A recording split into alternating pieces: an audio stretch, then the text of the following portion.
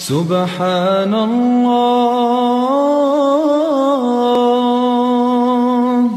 वल्हम्दुलिल्लाह। अस्सलामु अलैकुम वरहमतुल्लाहि वबरकातुहू। पहले हज करें या पहले बेटी की शादी करें? बहुत से लोग इसमें परेशान रहते हैं कि पहले मैं हज करूं या पहले बेटी की शादी करूं। अगर हम शादी को आसानी के साथ करने लगें और शादी को जो उसकी तमाम रसूमात हैं, तमाम खुराफात हैं, उनसे हम पाक कर लें और शादी को सुन्नत के मुताबिक करें, शादी को सादगी के साथ करें, तो फिर ये सवाल ही नहीं पैदा होगा कि पहले शादी कर लें बाद में हज करें या पहले हज कर लें बाद में शादी कैसे करेंगे। ये सवाल ही नहीं पैदा होगा अगर लोग और हम सब शादी को निहायत सादा करने लगें।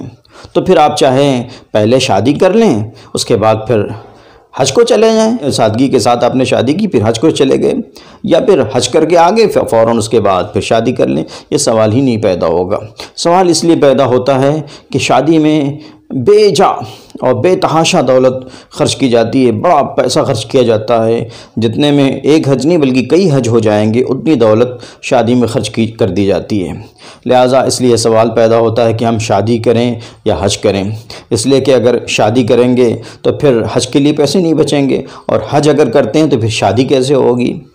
तो ये समझने की ज़रूरत है कि जब हज फ़र्ज़ हो गया तो फिर शादी की वजह से उसको टाला नहीं जाएगा। आप शादी को सुन्नत के मुताबिक सादगी के साथ अंजाम दें। शादी की वजह से हज को न टालें, हज को नहीं टाल सकते। हज एक फ़रीज़ा है, फ़र्ज़ है। आपके पास माल व दौलत है, इतना पैसा आ गया, इतना रुपया आ गया कि आप हज कर सकते हैं, आप हज पर कादिर हैं। वहज्जुल बैति मन इस्तता इलैहि सबीला, इस्तिताअत की शर्त पूरी हो गई, तो अब आपको पहला काम जो करना है वो काम है हज करना है। दुनिया का कोई काम, कोई शादी ब्याह उसमें रखना नहीं बन सकता, उसमें रुकावट नहीं बन सकता। तो इस सवाल को जहन से निकाल दीजिए और शादी को सादगी के साथ सुन्नत के मुताबिक करें। और हज फ़र्ज़ हो गया है, आपके पास माल व असबाब हैं, आप हज करके आ सकते हैं, तो पहला काम आप ये कीजिए कि हज कीजिए। अल्लाह ताला हम सबको नेक तौफीक अता फ़रमाए। वस्सलामु अलैकुम वरहमतुल्लाहि वबरकातुहू।